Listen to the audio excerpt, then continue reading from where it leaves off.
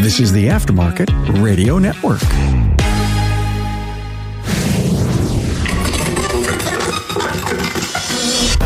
Hey, we're back here at ASTE, sponsored by Shopware. My great friends at Shopware. Get shopware.com. Never been so immersed in training. Tracy and I came here and we said, hey, Dad, let's be sure we get into some of the classes. And I was so lucky yesterday to be invited out to the CTI Research and Development Center, where you both were there. Well, it's Keith Perkins and Issac Rodell. Hey, don't waste your tech's time while you start an RO from scratch. Dispatch faster so they get on with the repair.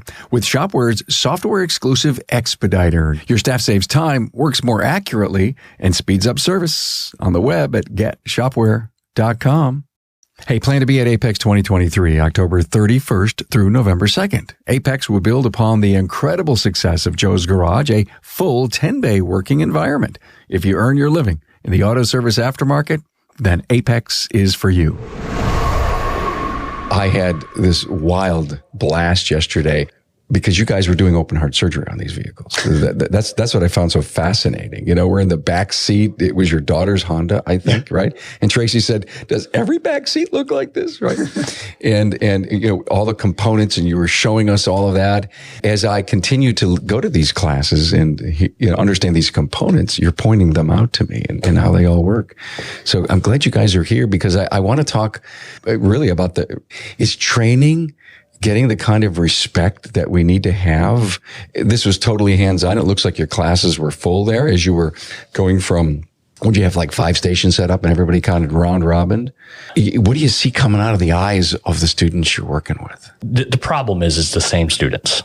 You know, it's no different. It's the same people every time, unfortunately. I mean, we get a couple new guys every time. There was guys that hadn't been to big training, but for the most part, it's the same faces. We're not, you know, how many technicians are in the industry, Carm? Like 750,000 or something? Like that, yeah. Yeah, something like that. And we've got the same 3,000 people at every event. Okay, so what are we going to do about it? And public awareness. Yeah, I mean, there's a lot of things. The class yesterday was exciting because there was a wide variety of students there. We had some people that had zero hybrid experience. It was a foundation, ground up knowledge building experience for them. Some of them, they'd never even driven a hybrid car before. And then we had some guys in there that were seasoned Toyota techs that had over 10 years of experience each in there working on specific Toyota models, but they'd never touched a Honda. They'd never touched a Chevy Volt.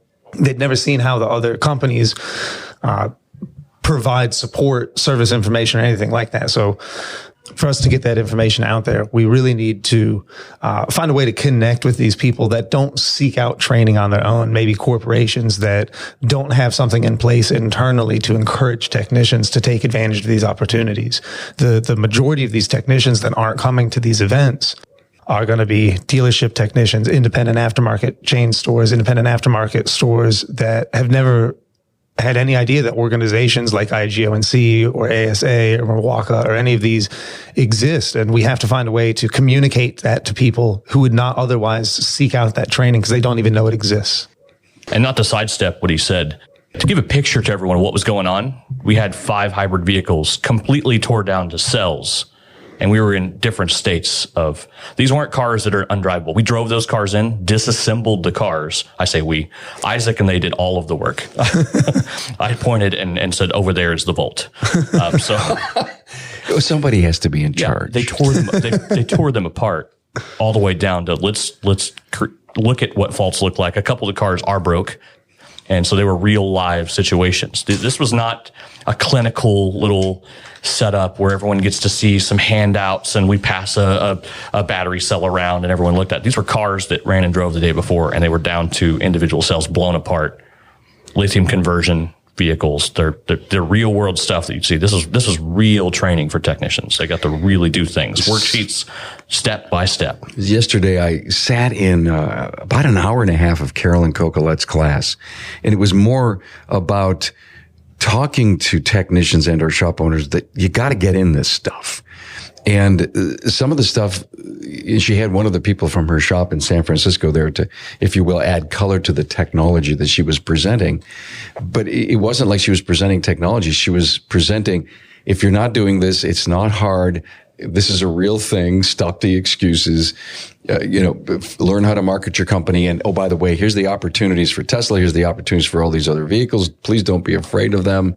The message was inspiring.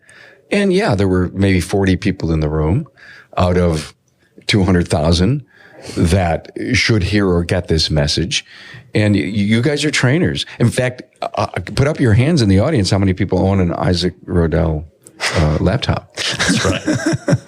and I do want to talk to you about that. And it's Rodell that you may know him from, and please explain that story to us later, Issac. And please tell us the story of the Krispy Kreme waffles, please, because last year, ever since I left, I told that story 100 times, and you promised Tracy you would make them for us. I did, and I did bring a waffle iron with me. There is one up in the room. We have a waffle iron. Okay, so if that doesn't tease you until the end of this, to the end of the show, when you will tell that story, I hear your frustration that there should be more people here, but also if you earn a living training, but you see the same old people. Last night, the pre-party, I think it was, we were, I think you guys were there, weren't you? Yeah. A gentleman came up to me who is a 2-year, he's been around the world a lot, been teching everywhere. He's with the current shop for 2 years, and he went to the shop. I says, so what's going on? Did your employer pay for it? He says, he paid for me to be here, but he wouldn't pay for my room and my board. Mm-hmm. And I got pissed. I really did. And he says, he lives in a really nice house. We have a really busy place. Our labor rate's at 125. And I said, well, that's national average. And I says, so here's what I said to him. This is me off the wall. Maybe I'll get in trouble for saying this. I says, go back to him. Tell him that you're going to teach to the other tech who's there everything that you possibly learned. I says, because if you reteach what you learned, you're going to remember it better. You teach, you learn. Get all done with that. Have him go up to the bosses. Man, did I pick up some great tips from Charlie? But before you do that, tell him, if you're successful doing this, would you pay for my room and board? As crazy as that sounds, I'm just trying to get people to step up. Yeah, but then to just tell him, go back and listen to Cecil's last thing with you. And raise his rate $20. Yeah. And pay for all of that. Yeah, I know. And pocket the extra. I know. And, or net it at the bottom and show the improvement on the business. So no kidding. This is a great industry. We are on fire. You guys are so successful. And I'm not being a naysayer here, but I like to use this podcast as fuel, a springboard or a soapbox, and I get up on that quite a lot lately about, youth and apprentice programs and training and pay for training. And why are we finding it so difficult to have training as a strategic pillar in our companies? Now, listen, L1 Diagnostics, L1 training. Yeah. What's the website name? L1training.com. Yeah. And yours? Well, it depends on the business. The laptops are autorescuetools.com. And then the repair business is NC Auto Rescue, which is just the mobile service business for programming and remote services. How do you guys do this? I mean, you guys have multiple careers and businesses going on. Do you ever spend time at home? Yes. Yeah, both of us have made the mistakes of putting offices in our homes. Ooh. Yeah. So can you work, you can work 7/24? Yeah. So Liz and I, you can ask her about this when you talk to her next. We're moving all the rooms around the house. We're commandeering the second largest room in the house from my youngest daughter and putting our offices combined in that. Mommy, Daddy, come out and make dinner for us. But now, right now, our office is downstairs, offshoot of the kitchen is where my office is. All right. And she's got an office upstairs in a small room. So we're giving my youngest daughter that smaller room, and we're taking her larger room, put both of our offices together. So we'll be right there. We're not separated down at the bottom, first floor off of the kitchen all by myself. So is that a good thing? It's a needed thing. Okay. Only you would know. Yeah. Yeah. What you were saying about the technician, I have a technician friend here that I believe this is his and the person he came with's first time at ASTE. He's local to me, about an hour away. He's not here because of me. He's here because of the Facebook groups. That's what has driven, what year was that, Isaac? 2015? Yeah, 2015 when we started making Facebook groups and talking about the training. Thousands of people never heard it. What did Vision's? I don't know what the growth was of attendees. It was significant. And I think, I'm not going to put words in Sherry's mouth, but I'm pretty sure there was some accreditation to all the Facebook groups, all the people on there that are doing the hard work for that. And that social media thing, that's an animal that's untamed, right?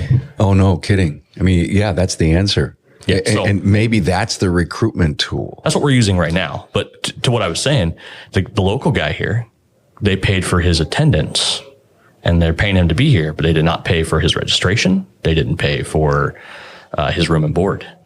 And just like you, standing in the rally point last night, a little upset, a little bit of a soapbox. Now, I'm going to sit here and be the first to admit, when I owned my shop, I was that shop owner. I encouraged my techs to go to training. We took advantage of the opportunities here locally that we have 3 CTI regions. But I was that shop owner that didn't understand the value in paying for my guys to be at training. I encouraged it. I said, hey, we'll pay for you to be at the training. One of our guys didn't have a driver's license and he lived an hour away from where we lived, but we shuttled him back and forth to the training. But I didn't understand the value that was offered by paying for your tech's time, sending them to events like Vision. And unfortunately, I encountered these groups, and ASOG and all this stuff was starting months after I'd shut my shop down and took a dealership job. And it was a huge eye opener for me. But the first ASTE that I came to was right after the turning point when we had shut our shop down that was only a couple miles from here. It's been really eye-opening for me because I can help guide other people to not make the same mistake that I did as a shop owner. So when I see a shop owner that doesn't pay for the room or the board and I go, hey, look, I was that guy. Let me explain to you why I don't have a shop anymore and why I'm on my own. And part of that is my own cause of not seeing the value in the opportunities that were here directly in front of me, even locally. All right. So we always say training pays, it doesn't cost. I mean, you just described it. Yep. 100%. And what does it take for you, who's listening to this, that is not committed to a level of training? Again, everyone knows I'm not a tech. I'm a business guy. And that's what we do here on the show. But would I hesitate to bring a technician or a trainer on this show because my job is to crash through the barriers that exist in the leadership in our industry? Thank you for saying that. You see or hear the same thing?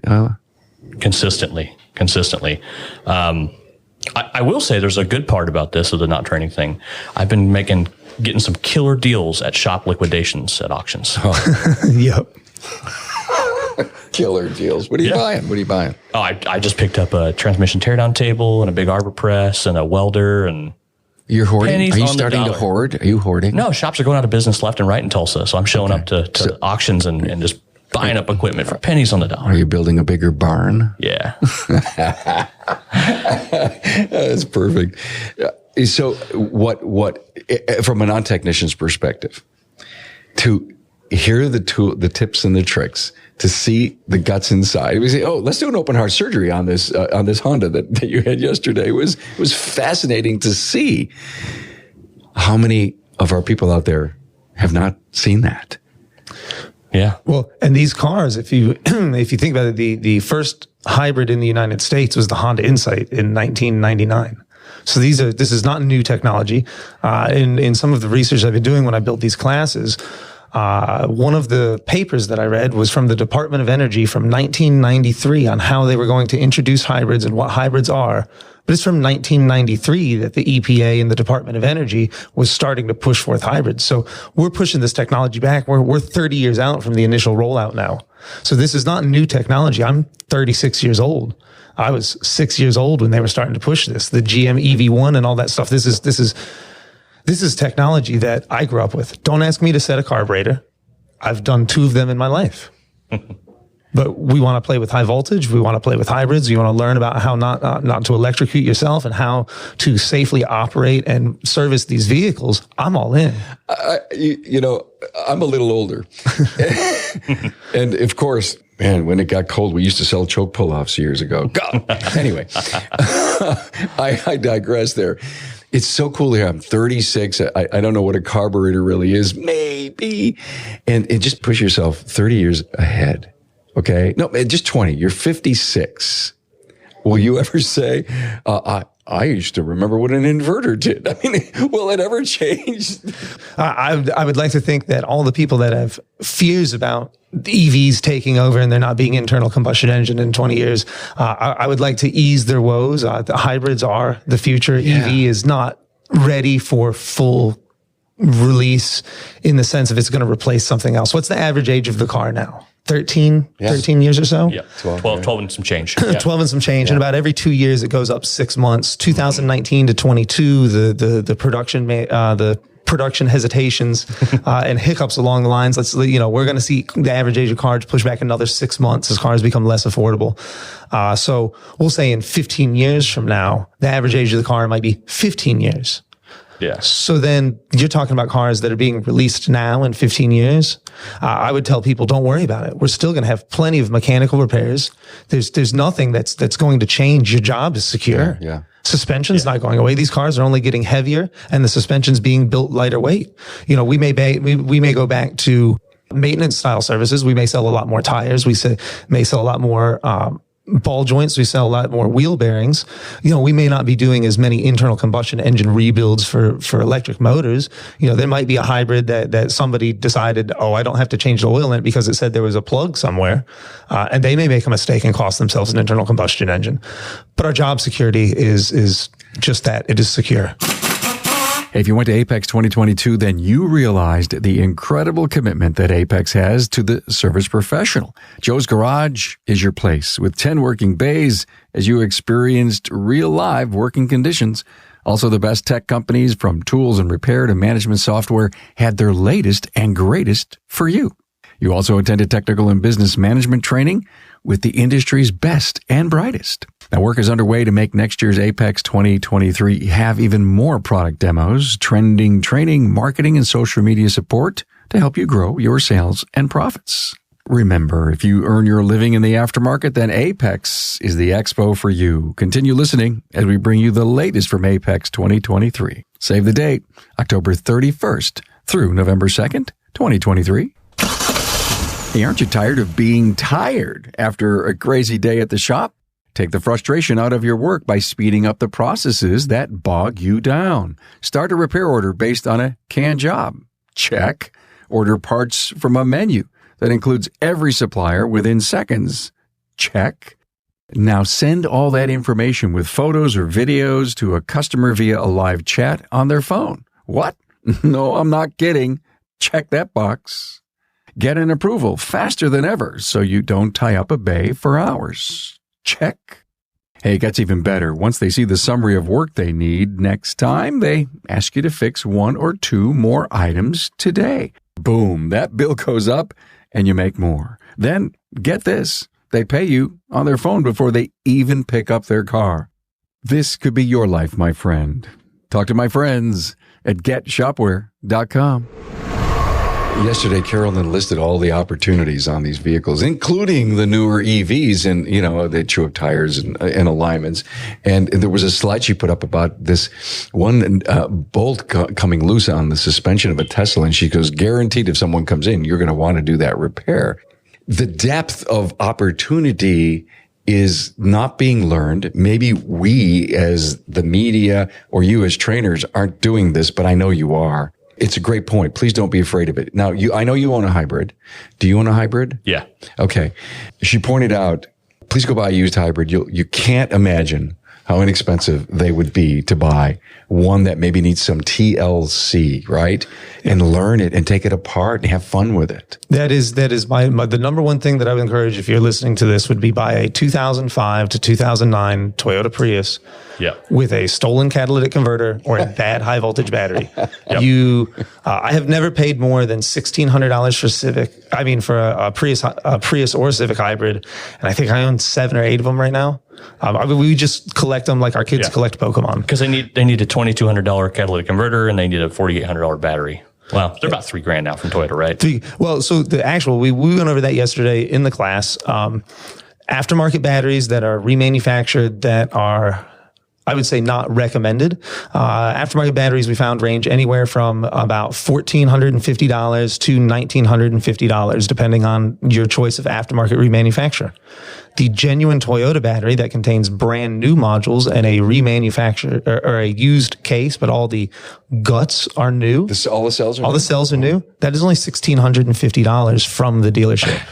So these aftermarket batteries that are being cobbled together with used parts to capacitance match the modules in the battery, they're used and they're actually more expensive than a genuine battery from Toyota. $3,200. I mean, what's the converter going to cost? The converter, well, so an aftermarket Walker is less than $400. The factory catalytic converter is going to be around $2,200. At the top, $3,800, $3,900, and you got yourself your hybrid. Yeah, I mean, well, if it's missing those parts. If it's missing those parts and you don't live in the state of California where you can buy an aftermarket cat, you're $400 in. Yeah. Big deal. And then if somebody goes to steal that aftermarket cat, you're really not at a loss. Yeah. And we took it as we picked up ours at the shop from a customer, and we were left with this. We had 2009 Ford Escape hybrid. With our warranty, with what we're going to do, I can't tear a battery apart because Ford doesn't recommend taking the battery apart. Right? There's no procedure that for. So if I'm going to do a repair, I can't take that battery apart, do a repair internally, and give that to a customer. Right? Imagine the liability involved in that when it comes to doing something they said not to do. Right? The manufacturer says not to do on a customer's car. So I said, look, here's the deal. A new battery for your car is $8,800 from Ford. That's the cost of a new battery. The car's worth $3,000 maybe. Fixed. Running. No one's going to buy it. It's got an iCAD battery. They're sitting on the shelf discharged. So I gave him what he wanted for the car. Then I could fix it. I can drive it around, but I can't use it as a loaner. I can't sell it to somebody. I've had the battery open. I've moved cell. I bought 2 other batteries, changed them, cobbled them all together, made them all work. But if you're a shop owner, you can do that, right? You can use it as a test vehicle in your base. Like my technicians need to learn hybrids, right? Pick up one that's not repairable. Air quotes there, right? Use that as your guinea pig. Do some work on it. I mean, I know people that have them as loaner cars, and we repair hybrids, all over it. Yeah. If you're taking that full, I'm not touching it unless the manufacturer says I can touch it thing, you still have an opportunity to pick up the car to use as an internal training car. Absolutely. How many shops do you think don't do hybrids? Or wait a minute, let me repreface that. A lot of hybrids out there, a lot of Priuses out there, second car, local commute car. And they need work done on it. So they go to the shop and the shop says, sure, we work on hybrids, but darn, if there's an electrical problem or something deeper, will they be in trouble if they don't get training? I wouldn't say that they would be in trouble. There are redundant safety systems that are built into these cars. No one's getting hurt working on these cars from the high voltage systems. So I would say that they are inherently safe, even when the uneducated works with them. The only time that these cars really get dangerous for the uneducated is if you open a battery pack. If you stay outside of the battery pack and the 12-volt system, the car is off, the ignition is off, the car's not readied on, your technicians are not at any risk. And that would be the regular service that the dealers offer too. There is no OEM that is out there saying, we want our technicians inside of these high voltage batteries inside of our buildings. So if you're following OE style service recommendations, there's never going to be a point at which your technicians are at risk to be hurt.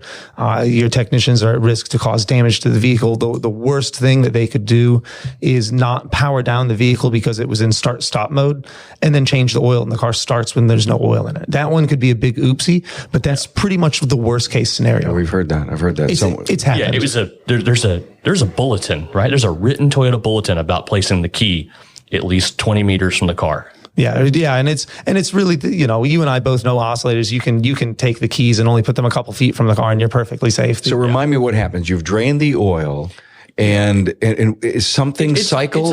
It's a hybrid. So you may pull it into your bay, put it in park, and not hit the off button, and the internal combustion engine's off, so it's silent, right? The car's silent. You lift the car up, you drain the oil, and then it goes, my HV battery's a little low. Let me kick on the internal combustion engine, put it into generator mode, and recharge that battery while the oil's drained out of the car. Yeah. So there's document. You follow the service information. Make sure the car's off. Move the key away from the car. Is the radio light on? No. The radio light's off. Everything's off. Move the key away from the car. Then you can lift the car. And if you have to satisfy personal paranoia, disconnect the 12-volt battery. Yep. And it can't shut it can't actually close the solenoids to actually push HV voltage to anything. So MG1 never runs. It never turns the engine over. Nothing can happen. Right? Yeah. You're safe. So you guys are both mobile diags. Busier than all get out. Yeah. The mobile game is an interesting world. Mobile is very interesting because it's the dynamics of the business are changing since Keith and I both started doing it. I mean, I've been a business to business only sublet now since 2017, 2018. And, it has changed drastically over the last 5 years, the dynamic of what we're doing. How? Shops are actually starting to tool up. The better shops are no longer calling us for what we would call the gravy jobs. I get significantly less domestic programming than I did 5 years ago. Other people have seen the opportunity in the business structures that we offer. So we have more competition. Larger companies are offering similar services, not always with the same level of training or capability that we have, but that also means that we are losing those opportunities to have the easy services. We are losing what would be the oil changes and brakes of our business structure. Got it. Yeah. Same with you? Oh, yeah. Huge pivot to remote programming options. Lots of companies out there offering that. Not so much. I'm not seeing as much tooling on my end, but I'm starting to see they're putting more effort into attempting to fix it. For me, it's a lot of I'm like 60% diag. My guys are. So of our 40% programming, 20% programming, 20% ADOS. Then there's like a sprinkle of keys and refrigerant in there, and some little things here and there. But it's probably solid 60% diag. Ever encourage the tech that you go in and work with, who explains what's going on, so that you can jump in ahead of him? Do you ever explain to him that he needs to get training? So I try and every year actually sponsor a local tech to come to ASTE. This year I invited one of the technicians from the local Mercedes-Benz dealership, but he was unable to get them to allow him to take this break. He works on Saturdays. So he was unable to come to this event, but every year I try and grab somebody local who's never heard of this type of training or that's outside of their environment, but they have potential. And I try and grab the youngest technician that I can find. They have to be in their mid-20s. The least corrupted. Yes. The least corrupted. I like that. Oh, that's a great way to say it. Mm-hmm. Wow. Who's not racing to the bottom of the tree chart and replacing the ECM? Yet. Well, and not even that. For me, it's about encouraging the young generation. I was at an event and was asked how old I was. I told them how old I was, and they said I was one of the youngest technicians that they know. And I said, if I'm one of the youngest guys that you know in my mid-30s, us as an industry have a really steep uphill battle to continue on. I think this has been an issue since long before I entered the automotive industry. But so I try and find the youngest person that I can that wants to learn and has drive. If they go, I've seen a scope, but I don't understand it, but I'm interested, that's the person that I will happily put forth and pay for them to be at any event, because that is the person that's going to help grow this. They're willing to learn. I'm willing to teach them. I have to tell you, it's a brilliant thing you just said, Isaac. So I'm having this revelation. And if you're listening to this, if you had it too, and you heard what Isaac said, then I'm going to tell you what you're thinking. You're thinking, I can't get my senior tech to go to training. And we are building and recruiting apprentices, interns, whatever it is that we're doing. We realize that we have to seed our own industry if we're going to make it happen. Well, look around at some of those young, smart, digital native.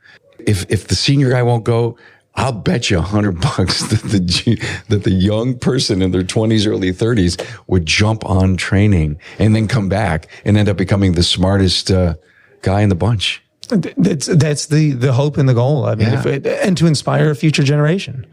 We went to ATMC together last year, and we're looking at some of the charts that they put out. And Rob Morrell, my boss at WorldPack, he's very involved with ATMC, and he explains to me all these things and these trends that are going on that ATMC monitors. And the average age of the technician was pushing over 50. I think they were 55 to 64. Yeah, 55 to 64. And that was a real eye opener for me. I did not believe that it was the above 50. I would have thought probably in the 40s.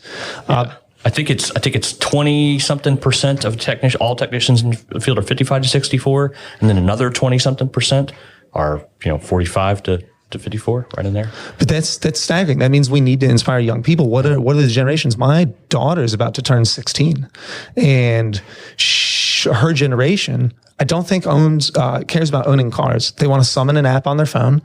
They're not really involved with car ownership. And so if that's the generation that we have to inspire, if those young adults are not involved with anything motorsports, cars, RC racing, any of that as youth, are they inspired to be involved in this industry in the future? Right. So how do we involve those young kids at a very young age? What do we do to get somebody interested in automotive in a time when the only thing they're shown is a digital screen? Yeah. Carmen, high school, what percentage of young men worked on their own cars when you were in high school? When I was in high school? Yep.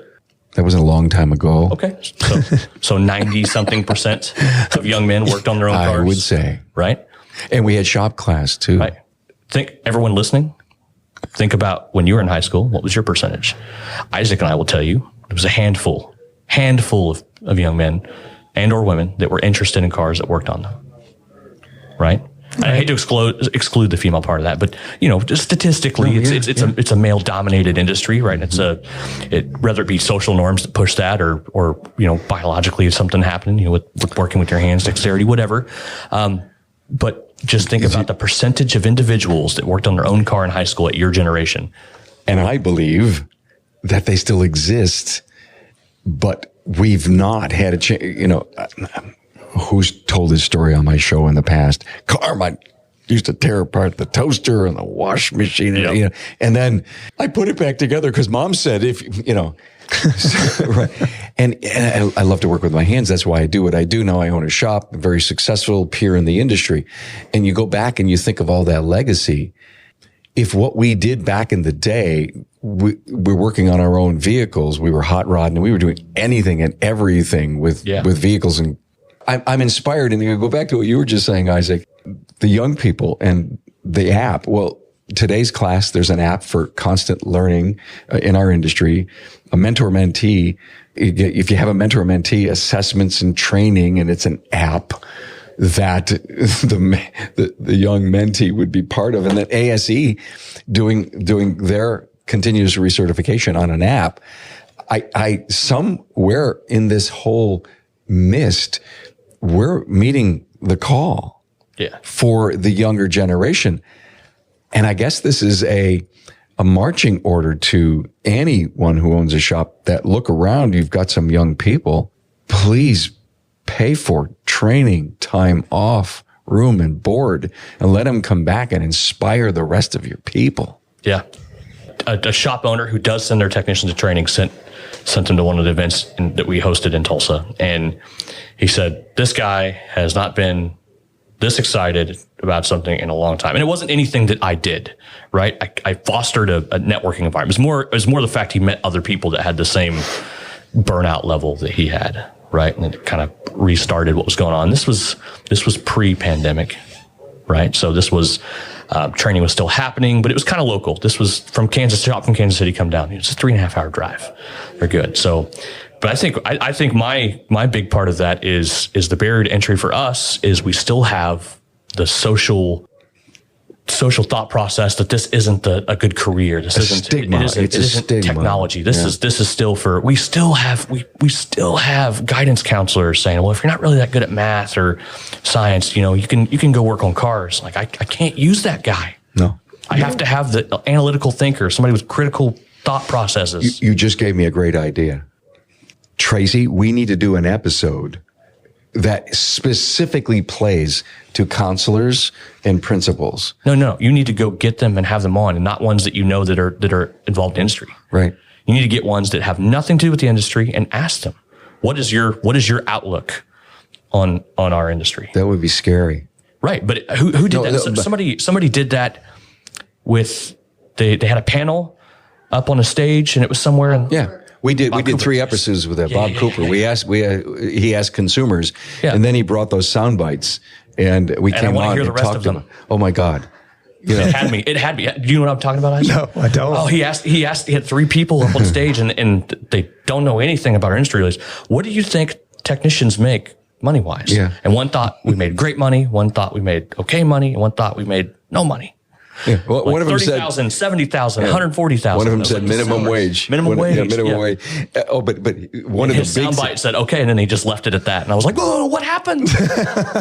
one of the big takeaways was, and he went. There were 6 of them on stage. Okay, 6. And Bob goes to the first one. It was really quick. Technician or mechanic? Technician or mechanic? And he just kept going down the room, right? And so, there's 500 people in the audience, and every single one of them. And you got to listen to the episode to hear this, but I'll tell you what they said. They said the word mechanic, and everyone in the room. Wow, we have technician all over our website. Yeah, we have elevated and raised diagnostic technician, an alignment technician. So if they were going to go to SEO and go to their phone and say mechanic near, they don't say technician near me. Right. And all the SEO and all the marketing people are driving keywords and SEO to technician. And I've been really talking to a lot of people here for the last few days. And I said, so are you moving with this revelation, some of your people, to put the word mechanic more on their website? And they said, no, we're sticking by this technician thing. Yeah. And the industry doesn't know us as technicians yet. Now, I do, and I believe, but I think it's going to take a bigger push to get that to happen. But Bob Cooper, there's 3 episodes. There's this customer review panel. It is great. It's wild, Isaac. It's wild stuff. You got to hear what the people believe. He says, so how do you think people price jobs? You, the shop owner, calls the dealer And asks them. And one said, isn't there some kind of standardized thing out there? Like, yeah, you kind of, but not. There's pseudo-standardized guidelines. Right? There's book time. What book? So, who wrote the book? Yeah. Are they a technician or are they a mechanic? So it was, well, thanks for bringing that up. By the way, guys, you do your own training. You came in earlier when we were, having coffee this morning, and you said, because of the hurricane and some personal events, we've lost a few trainers here. Yeah. So of course, ASTE reached out to the people and said, hey, can you do something for us? You just got anything in that laptop? Maybe, just maybe, you could do a 4-hour class. And, the hands went up, and you came in and you said, yeah, I was taking my 8 down to 4, and I was tweaking this slide and that slide. And he goes, it's probably the 60th time I've given this thing, and I've even changed it since then. Yeah. And I want the industry, and Isaac's smiling like crazy here because you know what he means. Guess I want the industry to appreciate the long line of legacy people that always show up, but the ones that don't, these guys are passionate about getting it right and making it right. Yeah. What do you invest, Isaac, to go up and you give the same class you did last week, but it's probably different? Yeah, I don't think I've ever taught the same class twice. So I've built this class to be able to take sections of it and apply it to pull sections to be able to do it depending on what the event is. We could do it over a 3-day period, a 5-day period. 4 hours or 8 hours is pretty intense. Yesterday we did the advanced fundamentals of hybrid and electric vehicles, which is my WorldPAC class. And that was like theory? It's theory and operation, but then we wanted to add hands-on because we want to see the light bulbs go off. I can sit there and I can talk to you. I can hand you a component. But in doing all that, there's no practical application. There's no real world application. But as soon as you go and we put out there, all of those cars that you guys saw, there was 2 Toyota Priuses, 2 Honda Civic hybrids, and a Chevy Volt. All of these vehicles, except for the Chevy Volt, ran and drove. But by the time we got in the shop, we had some known bad batteries that were donated. And then we had some hiccups along the way. And so we had real life diagnostic going on in a hands-on environment that was not the planned course of action. Yeah, we drove a car in and it was broke. We drove it in and it wouldn't drive out. And we didn't change anything. We didn't bug the car. We didn't do anything. It was a failure that happened in the bay. Divine intervention. Yeah. It was another D-word intervention. The funny part about it is so there's these orange batteries out there. They're Dorman batteries. Dorman was kind enough to donate us known bad components for this class. Cool. They were like, put these in and Yeah, I asked Lester and Derek at Dorman, I said, hey, we're going to have this class coming up. I want to have some examples of something bad. All my cars run and drive. Can you send me rejects from your production line? And they did. Cool. Well, one of these rejects from the production line had a short inside of something. And it caused some excitement. We got a code, a P code that wasn't even in Toyota service information. Oh, wow. So we have a Toyota tech, PJ, our Toyota tech that works with us at WorldPack that is just bomb. He's looking up. He goes, Isaac, check this out. We have a code that doesn't even exist in Toyota, and it's in our class right now. Those are the fun, exciting things that we were able to do. But to jam all that in and to change that course and to do it in 8 hours, oh gosh, we barely touched on anything, but touched on so much at the same time. Yeah. So I did attend that class a couple of weekends ago, and again, just absorbing what's going on in the world and hearing about all these cool shortcuts. And I walked away with two thoughts in my mind, and that is, you guys live in many ways on case studies. You know, I'm going to find this problem. You're going to document it. You're going to write an article. You can take pictures, do a video. Why can't we be doing case studies in our own bays with our own people so that we can share down? I mean, I don't care if the shop has one tech so that he can constantly remember, right? Keep his own log on stuff and take some pictures. But, you know, wham, bam, thank you, man. In and out. And at the end of the day, he says, yeah, will I ever remember what I figured out? I'll tell you the answer why it's not happening every bay. Flat rate. Yep. I think flat rate doesn't make sense. Name another industry that works off that pay plan, that makes people buy their own tools and equipment to work, to do their job. It doesn't pay for training, doesn't have any benefits associated with it. Name one. There's not one. It doesn't work. Flat rate is a great incentive for if you want some people to cut corners and get as many cars out as possible. It protects the shop owner. It doesn't protect anyone else. Now, there are technicians out there right now listening going, this is crazy. I would never work anything but flat rate because I'm a rock star. And you should be paid for what you're capable of doing. And then you should be held accountable for not doing. Every time I say this to a shopper, I'm like, well, what happens if they just get lazy and ride the clock? I'm like, the same thing that happens at every other single job in the world where you get paid by a clock time. You correct, you discipline, and then terminate. Bingo. We did an episode a while back on that labor rate versus salary incentive. And the key, and one of the keys that came out of it about flat rate was you have to manage it as the leader of the business. You just can't let it be runaway. I understand there's a lot of benefits to flat rate for both technicians and a lot for shop owners.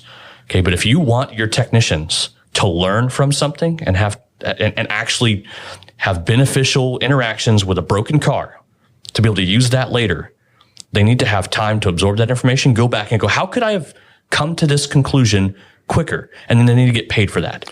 And the other side of that too is collaboration with the other technicians. If everybody's flat rate and you're fighting the other guy to make that 1 hour brake job or 1.2 hour brake job, and that's how everybody's pay structure is, does that other technician who needs to learn that other approach or that second set of eyes that you need to come look at that car, is that compensation or pay plan in there to accommodate that? It's not. And in a pure flat rate system, if everybody is high on the scale of the flat rate pay scale, there may be some buffer built into it there, but it's still not structured in the pay plan. It's still not structured in the shop culture. You still internally go, but if I go over there and do that, I make $0 for doing that. And I've got $120 sitting right here. Yep.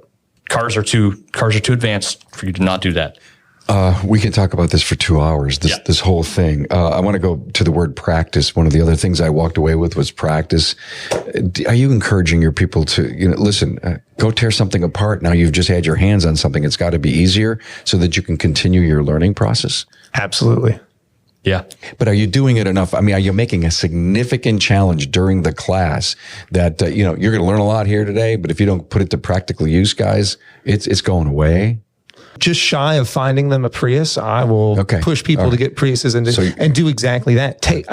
I tell them, look, same thing that Keith did with his battery. I don't sell the job to a consumer, but do the job internally and learn, satisfy your personal and professional curiosities so that you understand the technology to the next level. Yeah. And if you do that, you've practiced it. And part of what I said earlier about having training be an important strategic pillar in the business, I wrote a blog on this. It goes beyond that. You're coming back from training. What did you learn? I'm going to add it to your resume. I want you to teach our people, and I want to see that the continuous improvement in this particular area that I sent you to school for because I paid your time, I paid your room and board, I paid your training. You train your people? Yeah, I do it. And not take advantage of the post opportunities that exist. If you were sending your technician to training, put on the calendar at work for them to apply that twice in the first week after they get back and then once every week for a month after. Minimum. What you should be doing is taking that and having them teach a class to the rest of everyone else. Yeah. And reviewing it and going over it and trying to apply that. Teach them a new scope technique and tell them, I'm going to pay you a flat rate hour for you to go over to that car and practice what you went and learned. So if you're going to stick with flat rate and you're going to tell me I'm an idiot and I don't know what I'm talking about and blah, blah, blah, blah, blah, go for it. But pay them a flat rate hour to practice that on a known good car and then a broken car. Okay? Just compensate them for it. Did you ever have one of those Krispy Kreme waffles? I did not. Keith? I hope all of us in this room will have one of those before we leave. Would you please tell us the story, Isaac? So last year at ASTE, there was a plethora of available Krispy Kreme donuts. Piles. I mean, Krispy Kreme boxes. Gosh, I'd say there was close to 1,000 donuts. And my inner fat kid was very satisfied. My inner fat kid is working his way out, and they were in full assist last year. Yeah. And you can't always eat all those donuts, right? There's 1,000 donuts out there. Yeah. So what you do with day old Krispy Kreme donuts is you put them in a waffle iron, and you make donut waffles out of it. You make Krispy Kreme waffles, put a little syrup and whipped cream on there, and you have the best way to get rid of day old donuts. And so this year I have brought a waffle iron because last year I went and I told Tracy, I said, look, have you ever had a Krispy Kreme waffle? She said, no. What is that? And I was like, so, I mean, Justin Morgan and I were sitting there debating going to Walmart to go buy a waffle iron. I mean, it's that serious. I mean, this is, we're going to make this an ASTE tradition now is Krispy Kreme waffles. Yeah. We're going to pick out a room in the hotel and just make an assembly line. We're just over there pumping them out. We're going to flat rate them. Yeah. The real diesel waffler. I don't know. We can make that happen. There was actually a time at which a friend of mine and I, she makes pins for businesses, and through her connections, we actually looked and they could make waffle irons, but the minimum order quantity for us to get custom waffle irons was 1,000 units. And so it was a little bit beyond the scope of what we could do as two individuals for a gimmick waffle iron. But, I totally love it. Well, on the way down here, Tracy says, I'm going to try one. I said, no, he's not going to do this. No, he's not going to do it. So I guess we're hoping that the Krispies show up later. Right? So there may be a smaller Krispy Kreme thing than last year, but I did talk to Trisha. Okay. And we may have a Krispy Kreme tasting event like they had a bourbon tasting event. Yeah. So for those of us that don't drink, that like to satisfy our sweet tooth and get our carbs that way instead, we'll have the waffle tasting room. Where do I sign up? Because last year we didn't believe him, by the way. That was the deal. That was the deal. It was a year-long challenge. So talk to me about your laptop. I mean, God, it's the laptop to have, right? The laptops came about out of necessity from back when I had my repair shop. So my background as a child was not automotive. My dad is not a car guy. He enjoys motor vehicles, but he's not a hardcore car guy. He was never a mechanic or a technician.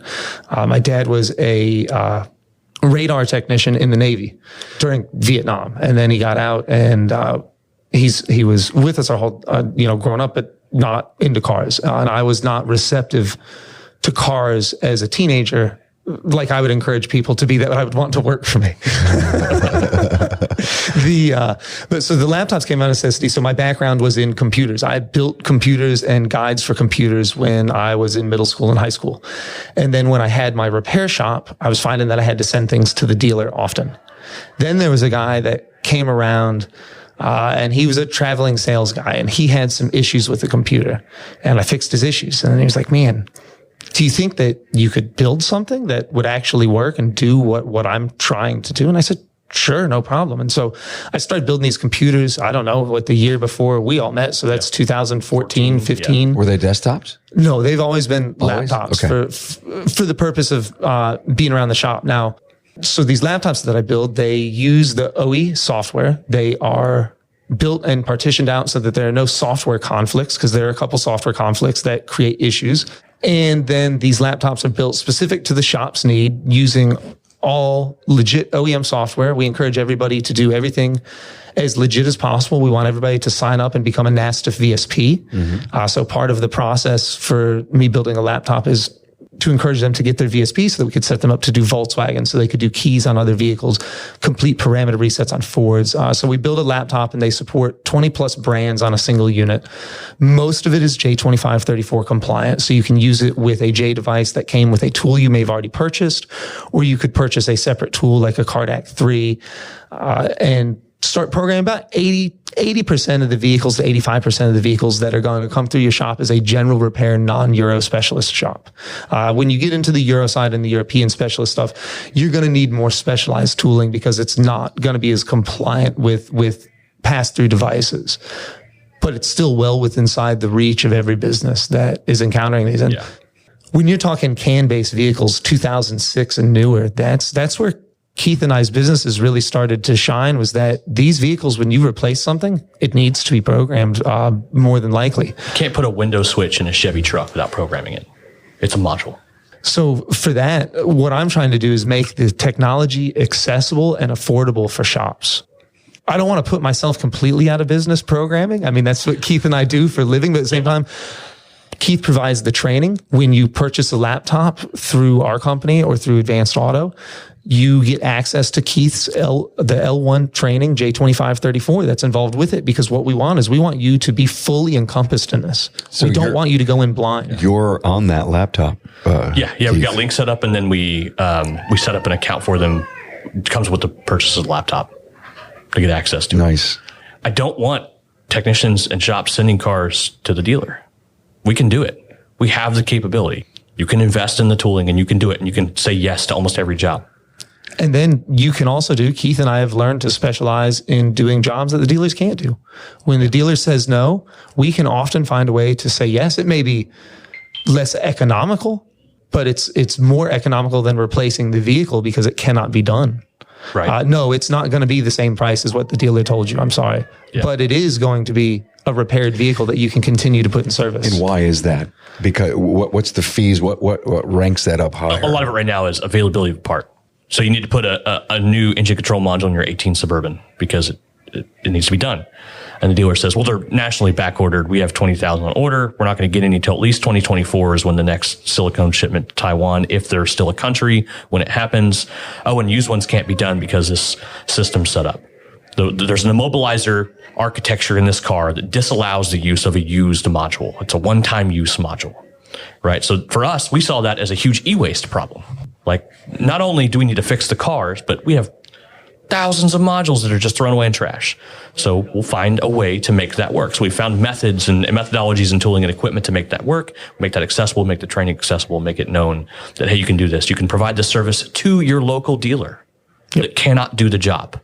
This week, I will start doing keys for my local Mercedes dealer on Sprinters because they are not available for Mercedes-Benz right now. They have not been able to do a key for a Sprinter unless it's an emergency situation now for over a year. And so Mercedes-Benz reached out to me locally and we connected and we said, hey, we can provide services for each other. I can help you. And make this work. I'm not interested. I'm business to business only. As long as you have proof of ownership, we're good. I don't need anything beyond that. I'm not interested in knowing your customer. I'm here to assist your business be profitable in your services. I could go on for another hour. Yeah. Would you both come back someday and we just never continue this? Okay. That's what I thought you'd say. Yeah. Keith Perkins, L1 Training. Yeah. Website again? L1training.com. Letter L, number 1. Keith Rodell. No, Rodell. No, I have been merged. I said Keith. Issac Rodell and your website again. The website is autorescuetools.com. Love it. Thanks, guys, for being here. Thanks, Carm. Thanks for being on board to listen and learn from the premier automotive aftermarket podcast. Until next time.